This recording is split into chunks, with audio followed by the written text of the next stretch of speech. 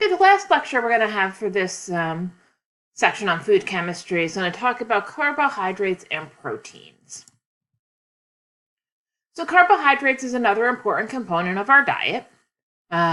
Carbohydrates consist of things such as sugars, cellulose, starches, and these are some complex chemicals that our body produces.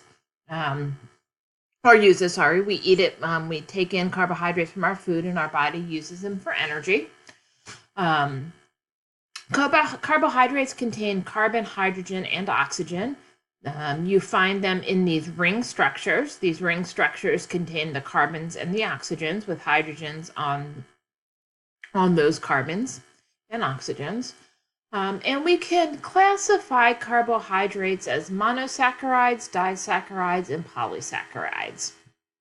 In a monosaccharide, you only have one ring. This is also known as a simple sugar. Mono means one ring. In a disaccharide, we have two of these ring structures linked together with an oxygen. Some examples of a disaccharides could be sucrose and lactose. Again, you have two of these ring structures in the disaccharides. Polysaccharides are more complex. Poly meaning multiple. When you have polysaccharides, you have multiple of these ring structures linked together. When you have a polysaccharide, it's often written as in a formula like this, where it might only show two of those ring structures with an N, and that N could be 10, 20, 30. That just tells you how many of these structures are present. Some examples of polysaccharides are cellulose and starch. Another component of our diet are proteins. Again, proteins are some complex chemical molecules. We take in these proteins from our food sources. Our body also uses these proteins for energy. Proteins are polymers made up of amino acid monomers. So what does that mean? Well, amino acids are a group of molecules that all have a similar structure. This is the basic structure of an amino acid. All amino acids consist of a carbon with 4 different functional groups.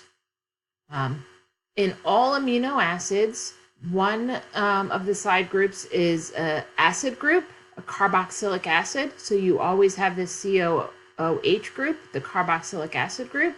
You also always have an amine group, the NH2, bound to the carbon. Something else that all amino acids have is the hydrogen. So these 3 are the same in all amino acids. What differs between amino acids is this side chain labeled as R. So R can be different atoms hooked into this backbone of the amino acid. So for example, the amino acid glycine, the R group is just a hydrogen.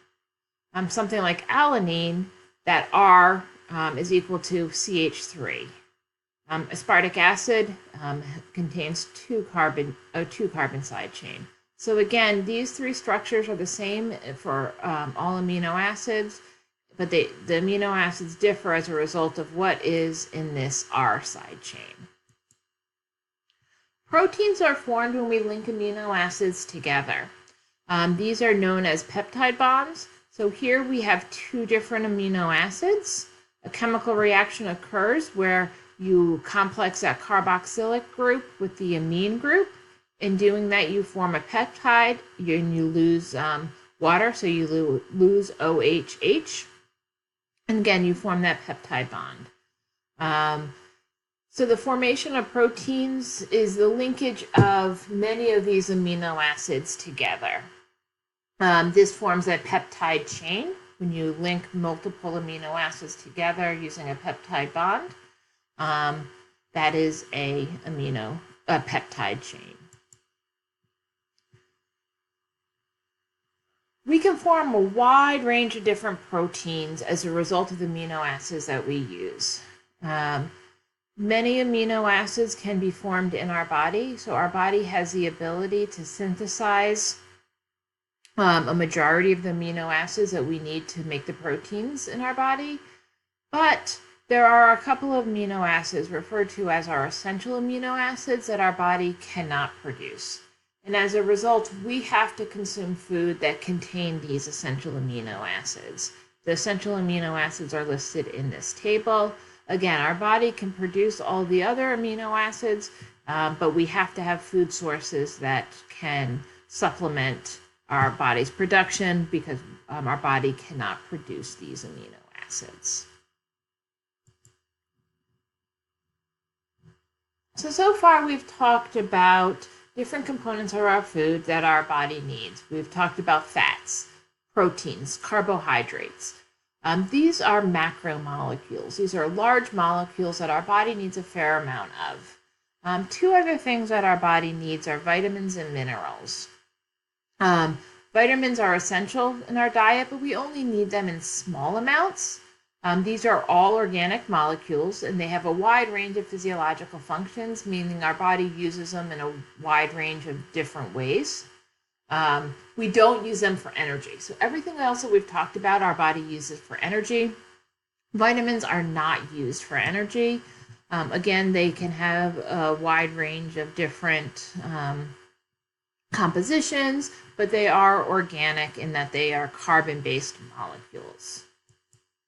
Our body also needs minerals. Again, we need these in small amounts like the vitamins. Minerals are either ions or inorganic compounds. And this periodic table lists the minerals that we need. Some of them we need in a fairly high concentration. Calcium, we use calcium to form our bones. Sodiums are used in a lot of proteins in our body. So the ones in yellow are ones that we have to have at a fairly high concentration. Our microminerals, lower. Trace minerals we need at a very low concentration, but we do need them. And we get these from the food that we eat on a regular basis. So that finishes our discussion about nutrition. We've talked about different molecules that our body needs and how we get these from food. We need these for energy, such as our proteins, carbohydrates, and fats. We also need these for other physiological functions in our body.